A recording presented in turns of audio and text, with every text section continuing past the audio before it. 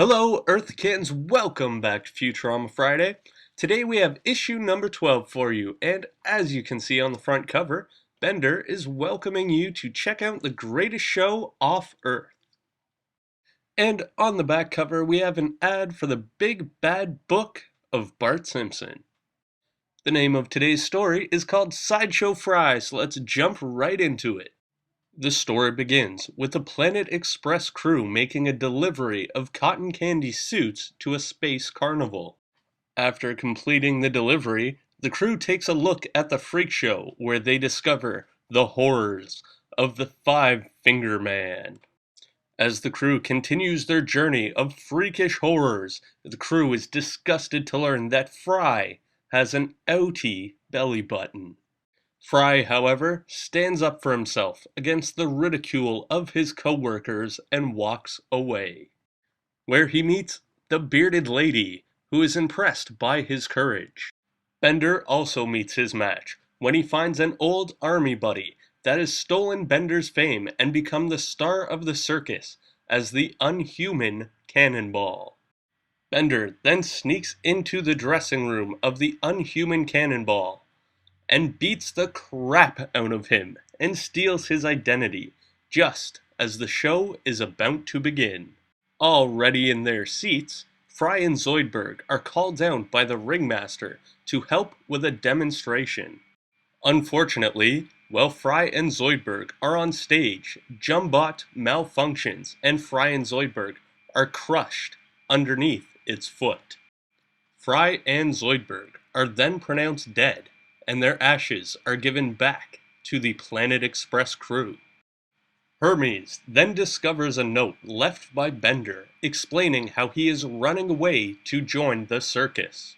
Suddenly, back at the circus, Fry and Zoidberg fall out of Jumbot's butt and into a cage.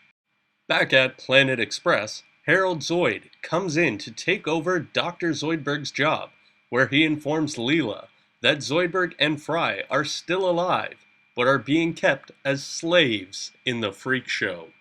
Meanwhile, at the space circus, Fry is starting to settle down into circus life, and he meets Katie, the bearded lady again, and confesses his attraction to her. Leela, in an attempt to rescue Fry and Zoidberg, finally lands back at the space circus and starts to look for Fry and Zoidberg. But first, she runs into Bender, who is willing to help, but only after his performance. While searching for Fry and Zoidberg, Leela is caught by circus security and thrown into the freak tank with Fry and Zoidberg. But alas, Fry does not want to leave the circus because of his new girlfriend, Katie, and Zoidberg does not want to leave anywhere that gives him free food. Bender, as the Unhuman Cannonball, then prepares for his act and has the cannon lifted to a suicidal 90 degrees. Will Fry and Zoidberg ever return to Planet Express? Can Bender survive his suicidal circus attempt? And is Harold Zoid a better doctor than Dr. Zoidberg? Alright, Earthkins, let's get into the special appearances for this week's story. First up is Sal, and I don't know if I should consider him a special appearance because he has been in almost every single issue we've looked at so far. Up next, we have Harold Zoid making his very first appearance in Bongo Comics' Futurama Comics. We also get a good look at Morbo and Linda as they interview Bender as the Unhuman Cannonball. And our last appearance for this week is H.G. Blob, or Horrible Gelatinous Blob. So this week, Maurice LaMarche, voice of Calculon, Kif, and many other Futurama characters, is in my hometown, as well as his own hometown of Toronto, Canada. And I just wanted to read this quote from a recent interview to show how much of a legend Maurice really is here.